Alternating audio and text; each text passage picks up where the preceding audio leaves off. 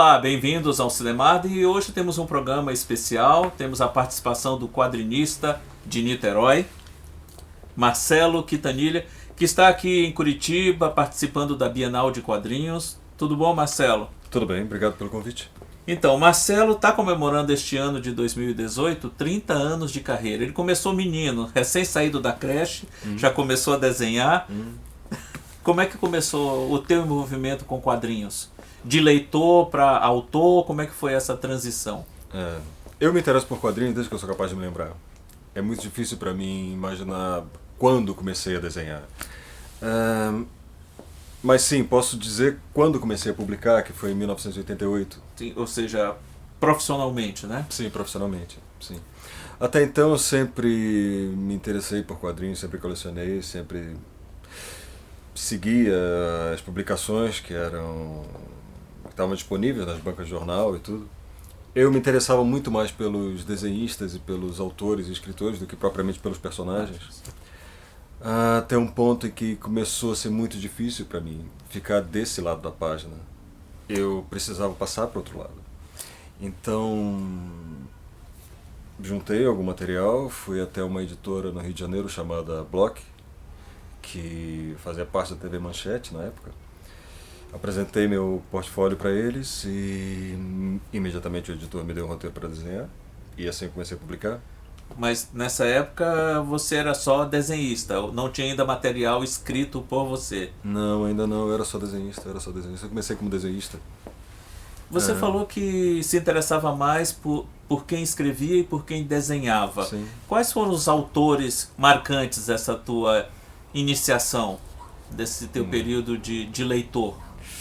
Muitos autores. John Buscema talvez tenha sido o principal artista, talvez a pessoa que mais me motivou a fazer quadrinhos como uma coisa total na minha vida. Neil Adams, Dog Munch, Paul Gulacy, muitos artistas. Depois disso comecei a... Eu adorava o Mestre do Kung Fu do Paul Era Gulacy. magnífico. E era extremamente transgressor para os padrões da época. Depois comecei a conhecer os autores europeus, como Moebius e Hugo Pratt e tudo, e fiquei absolutamente fascinado por aquilo, Então, a tua iniciação em quadrinhos foi o universo Marvel DC, Sim. né? Não tem muito como escapar disso no começo. Não, né? na verdade um pouco antes disso, porque eu acompanhava muitos quadrinhos que eram publicados no jornal antes de começar a colecionar. As tirinhas de jornal, Sim, né? as tiras de jornal. E antes sequer de aprender a ler, eu já era muito absorvido por aquele universo de códigos, como é o universo do quadrinho. E eu não via a hora de aprender o que eram aqueles símbolos que ficavam, que preenchiam aqueles balões sobre a cabeça dos personagens. Eu não via a hora de aprender o que significava aquilo. Os quadrinhos super-heróis vieram depois disso. Você leu algum quadrinho nacional nessa época? Nas tirinhas? Já tinha o material do Maurício de Souza, que para muita gente foi uma iniciação. Tinha o Ziraldo também, que costumava produzir muito material para jornal nessa época. Você chegou a ler esses materiais ou não? Eu era mais interessado pelo quadrinho brasileiro de terror. De terror. Autores como Shimamoto, o Flávio Colim, todos esses artistas eram artistas que Tinha eu uma gostava revista, muito. não sei quem editava essa revista, não sei se foi a Abril ou se foi a RGE, uma dessas, Cripta. Lembra que reunia várias histórias de terror? Tivemos algumas experiências nesse sentido no Brasil. No Brasil, o terror foi um gênero que formou muitos desenhistas, né? Muitos grandes desenhistas se notabilizaram no Brasil fazendo quadrinhos de terror. No cinema também é até bem particular, mas isso já vai ser uma outra história muito mais comprida. Vamos voltar então a 1988. Teve seu primeiro trabalho, que você recebeu de encomenda lá da Block. E aí, como é que foi esse começo até você se tornar um autor também?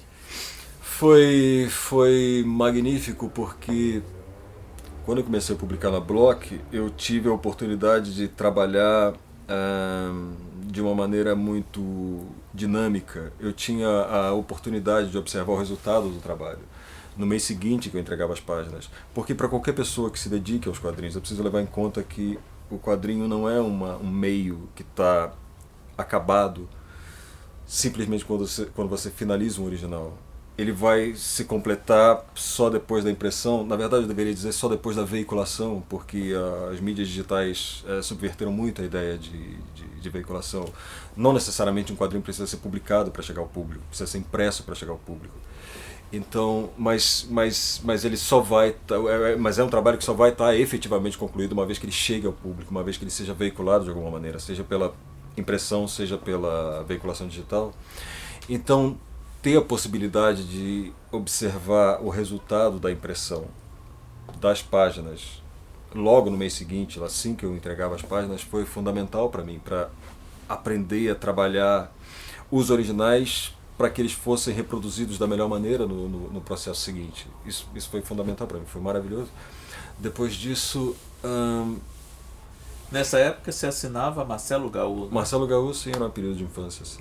E eu assinava com o Marcelo Gaú porque não tinha uma perspectiva de que os quadrinhos fossem fazer parte da minha vida da forma como eles passaram a fazer anos depois. Então você não queria de repente assumir o teu nome próprio, né? Eu não sei. Não, na verdade eu queria estabelecer uma diferença entre o mundo artístico e o mundo jurídico. Ah, entendi.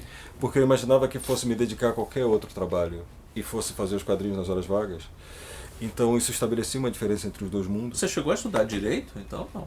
Não, eu nunca estudei direito. Não, você falou mundo jurídico, assim, eu imaginei. É porque eu tenho a tendência a associar a burocracia cotidiana a esse tipo de mentalidade. Você quis separar o Marcelo pessoa jurídica do Marcelo pessoa física. Isso, exato.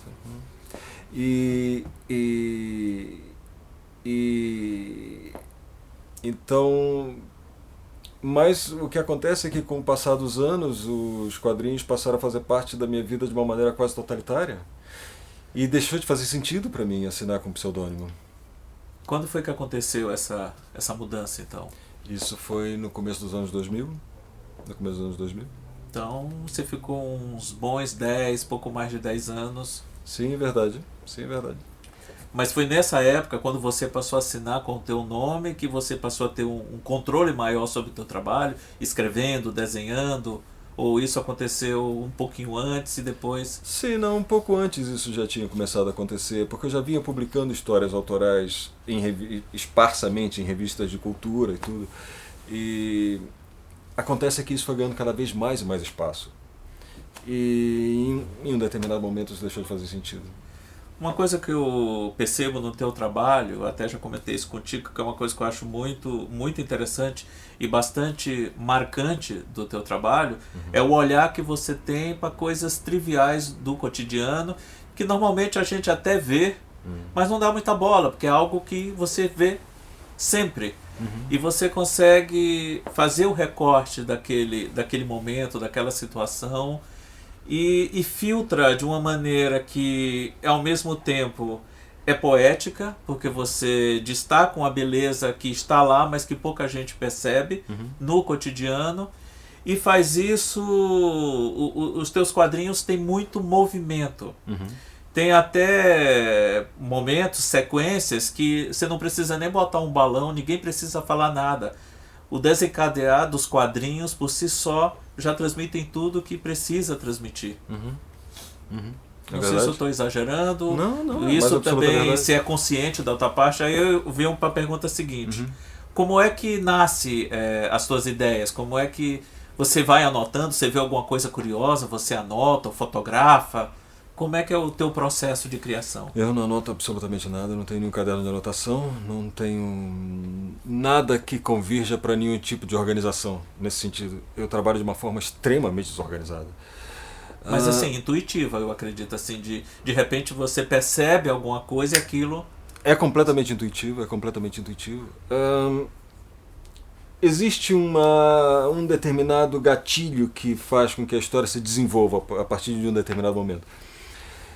Esse gatilho pode ser qualquer coisa, uma frase, uma sensação, um simples ritmo de algumas palavras encadeadas, porque eu acredito muito Na musicalidade? na musicalidade do texto, sim, eu acredito muito nisso.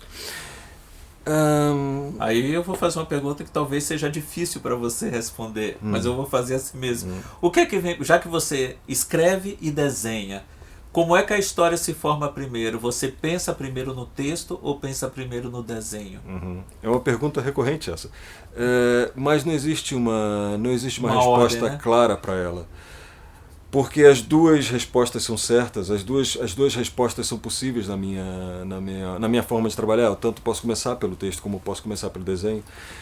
No entanto, é preciso a gente levar em conta que sempre que a gente fala de quadrinhos, e a gente considerando a dinâmica narrativa do desenho de quadrinho, pensar o desenho do quadrinho é praticamente a mesma coisa que pensar o texto, porque o texto do quadrinho, em última análise, não é um texto ilustrativo, ele é um texto narrativo. Mesmo quando ele não tem um balão, ele está narrando alguma coisa. Exato. Então, na verdade, as duas coisas surgem juntas. Eu acho que é a melhor forma de entender o processo. Então, aqui, ó, esse foi o seu primeiro álbum, né? Sábado dos Meus Amores. Como foi que esse material foi pensado inteiro para compor esse livro? Ou foram histórias que você já tinha preparado e resolveu juntá-las num livro só? Mais uma vez, as duas coisas. As duas coisas. As duas coisas. Há histórias nesse livro que foram publicadas em revistas esparsamente. E há histórias que eu pensei especialmente para esse livro, que é o caso das duas histórias maiores. A Fuga de Zé Morcella e de como Djalma Branco perdeu o amigo em dia de jogo. Eu gosto muito dessa história. É uma história muito interessante. Essa história é real ou foi criada por você? Você soube? Não, é uma história completamente fictícia. Fictícia. Sim, é completamente fictícia. Mas é uma história que poderia ocorrer exatamente nesses termos. Eu tenho amigos que têm manias parecidas com a dele, assim, sempre sentar do mesmo lado da poltrona quando o jogo vai passar, a cerveja está na temperatura certa, senão ele não toma, não pode estar nem fria, nem muito gelado, tem umas neuras assim, e se o time perde é porque ele não cumpriu nenhum desses rituais. O que é a mais absoluta verdade, todo mundo sabe disso. Se você não cumpre esse protocolo, existe uma possibilidade grande que seu time fracasse. Eu realmente acredito nisso. Mas eu vejo que tem muitas histórias suas que envolvem futebol. Você é um torcedor, assim, de ir a estádio, de acompanhar, de torcer pelo time? Não precisa nem dizer qual é o seu time, mas você tem essa paixão pelo futebol? Ou é mais uma coisa de observador? Eu me interesso muito pelo universo que envolve o futebol, não especialmente o jogo, mas toda a dinâmica que gravita em torno do futebol. As aspirações dos jogadores que querem chegar a um time principal, as maquinações dos dirigentes, a forma como a torcida se relaciona com seus times e tudo. Isso me chama muito a atenção. O meu pai era um jogador de futebol e ele teve que interromper a carreira muito cedo. Então a minha relação com o futebol sempre foi a relação de quem observa essa dinâmica do lado de dentro. Acho que por isso desenvolvi esse interesse pelo entorno muito mais do que pelo jogo. Entendi.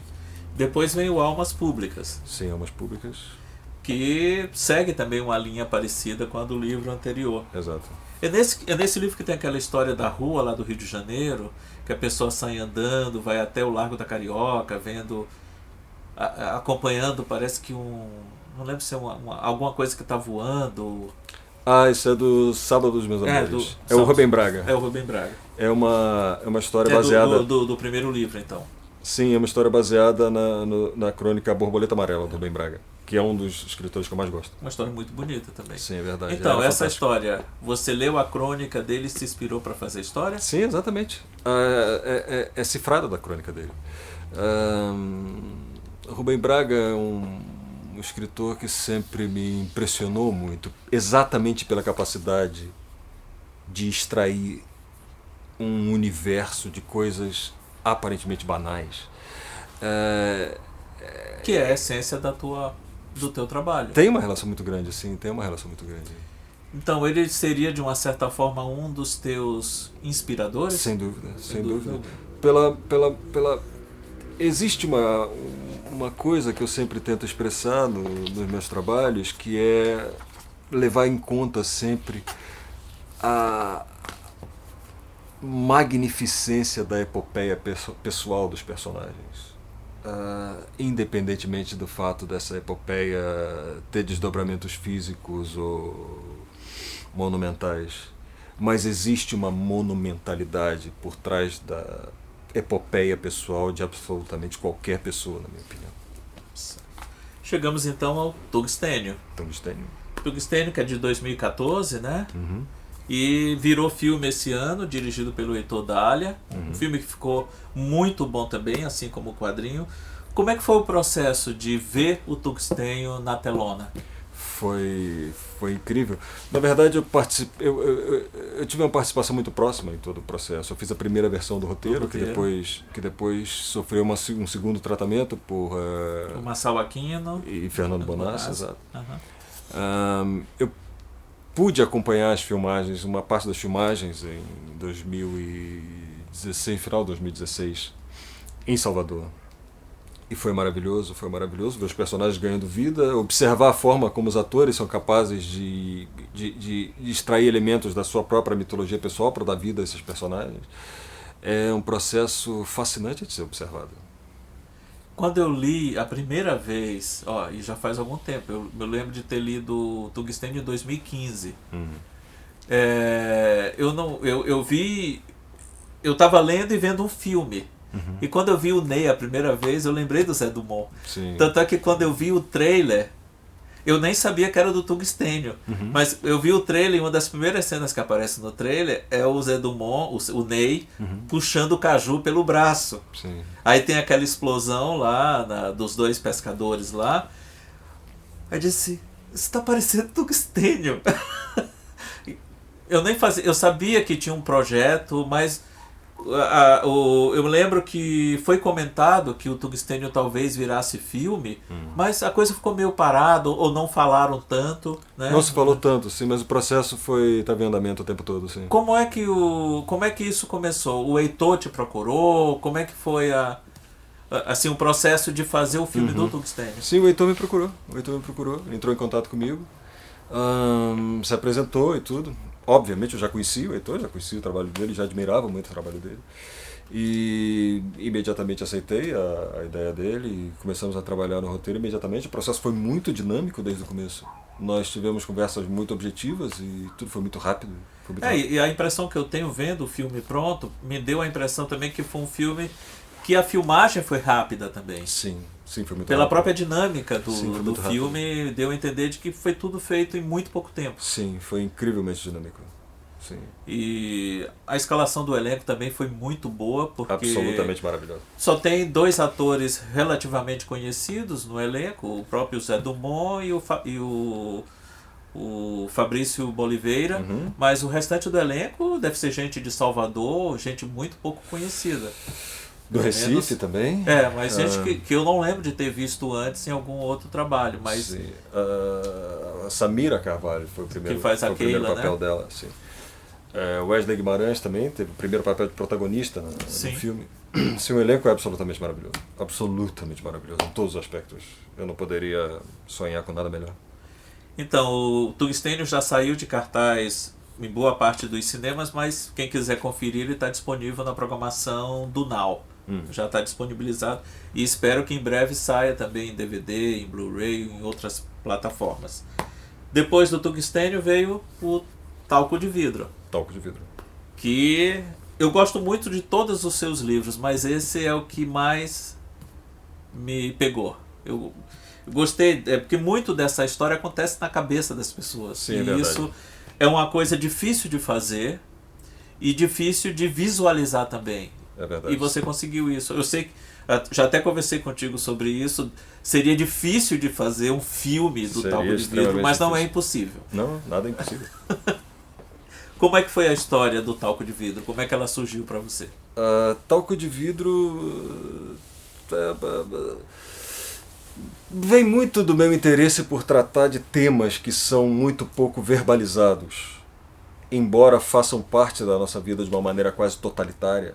Por mais que a gente não queira admitir, eu não queira falar sobre isso, mas ao longo do dia, inúmeras vezes nos flagramos tendo pensamentos que são muito pouco virtuosos, e a ideia é explorar esses pensamentos até o limite, entrar na cabeça desse personagem, a ponto de criar uma relação entre a mentalidade dela, que é traduzida por um narrador externo, que conhece essa personagem de uma maneira absolutamente completa, e estabelecer uma relação entre esse universo e o leitor a partir de um acordo tácito, no sentido de que esse narrador nunca explicita quais são as reais intenções dessa personagem, ou aquilo que ela realmente almeja, né?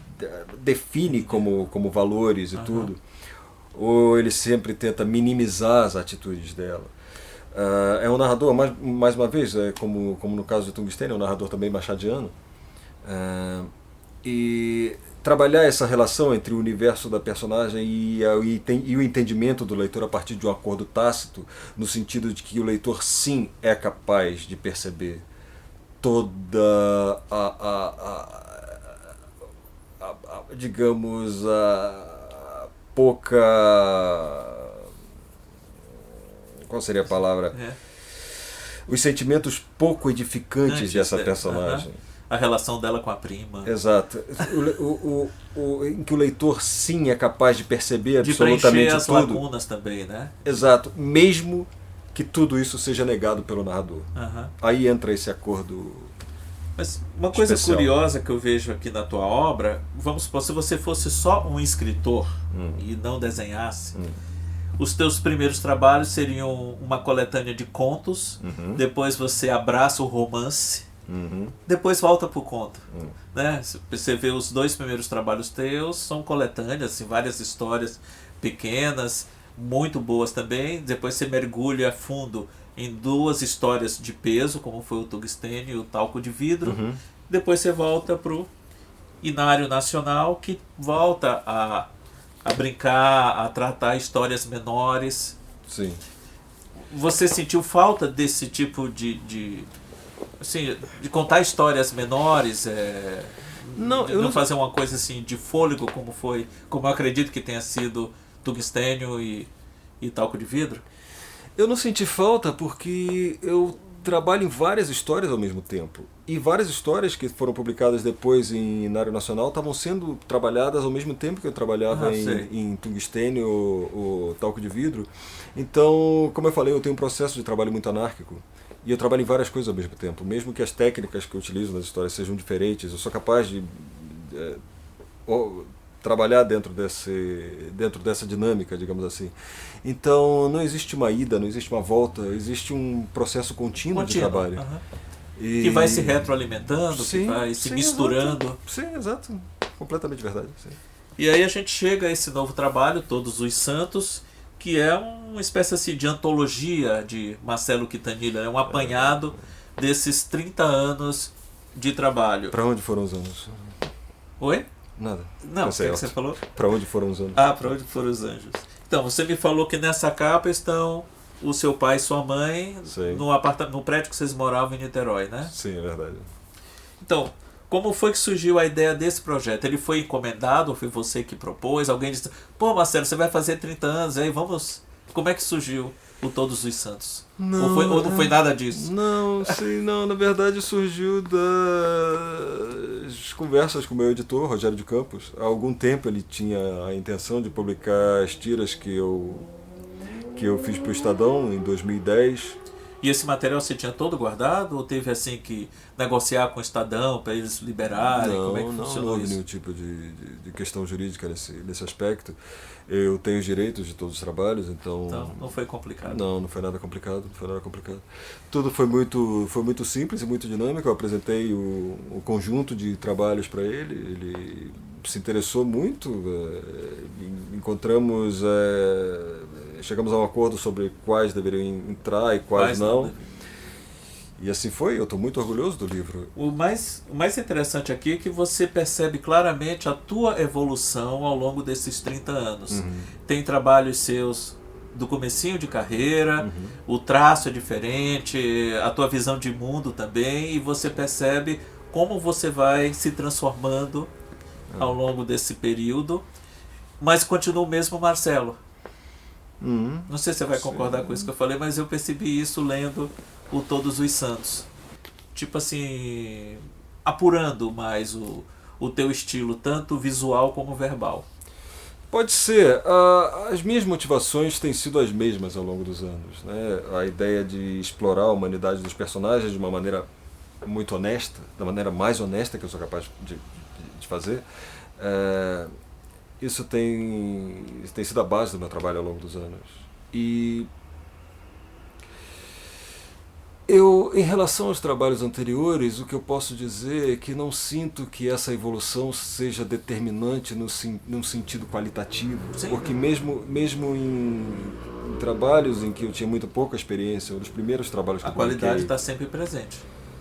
Mas, sobretudo, acho que a forma como eu me entregava a esses trabalhos. Eu não sinto que eles façam parte de uma fase menos aprimorada da minha vida, porque eu tenho consciência de que a cada momento eu fiz absolutamente o máximo que eu podia. Sim. Então eu me sinto muito orgulhoso de todos os trabalhos. Não, senão nem teria colocado ali, como você me falou, né? Se tivesse alguma coisa que não te agradasse mais, você jogava fora. É muito difícil que isso aconteça, Eu realmente me sinto muito satisfeito com tudo que eu consegui fazer. Então, para encerrar, eu tenho mais duas últimas perguntas. Vamos lá? Primeira delas. Nunca te passou pela cabeça desenhar super-herói? Uma vez que isso fez parte da tua infância e adolescência, sei lá, se surgisse um convite de uma Dark Horse ou de uma Marvel ou DC para que você desenhasse do jeito que você quisesse, recriasse um herói, por exemplo, você aceitaria um desafio desse? Como eu já falei em outras ocasiões, todas as portas estão abertas. Eu não me sinto limitado a absolutamente nada. Eu não me sinto... eu não me sinto atrás do escudo da autoria. Não é algo que seja importante para mim. Eu não me sinto cerceado por nada. Eu me sinto na contingência de poder trabalhar então, com absolutamente tudo. Se um convite surgir, por que não? É extremamente difícil falar por conjecturas. A gente nunca sabe o que a gente vai, como a gente vai reagir diante de determinadas situações, mas a princípio todas as portas estão abertas. E o cinema, de que maneira o cinema te alimenta para criar tuas histórias? Uma vez você me falou que gostava muito dos filmes italianos, principalmente os da fase neorrealista, e dá para perceber no olhar que você tem com essas personagens, né? Esse olhar mesmo que é muito comum nos filmes neorrealistas, principalmente os primeiros filmes neorrealistas, do Rossellini, do Visconti. Então, de que maneira o cinema te alimenta como inspiração nas histórias que você conta? De uma maneira muito profunda, porque, como você mencionou, o neorrealismo, uma das coisas que mais me fascina no neorrealismo é essa imbricação entre ficção e realidade, a ponto de que muitas vezes você tem imagens documentais introduzidas em filmes ficcionais, como é o caso de Roma, Cidade Aberta. Isso sempre me fascinou muito. Eu sou muito fascinado por trabalhar a realidade de uma maneira muito contundente. Muitas das minhas histórias foram pensadas no sentido de recriar a atmosfera de muitos desses filmes, como é o caso de Fealdade de Fabiano Gurila, que talvez seja a história mais associada ao período neorrealista. O período neorrealista foi absolutamente magnífico, foi como uma explosão de honestidade depois de um período de cerceamento. E com poucos recursos materiais, mas muito recurso criativo. Exato. Realmente me fascina muito isso. Então, agradeço a tua presença aqui no Cinemargem. Eu que agradeço. E até o próximo programa. Tchau. Só um recado final, né? Se você se interessar pelos livros do Marcelo, aqui em Curitiba, você encontra todos eles na Itiban. Vou fazer um jabá agora para Miti. Você encontra todos eles na Itiban, que fica ali perto do Cefet. Ou, se não morar em Curitiba, pede pela internet. Você vai achar nos sites que vendem livros, você vai achar eles facilmente. Basta botar Marcelo Quintanilha, vai aparecer tudo. A minha loja de quadrinhos favorita.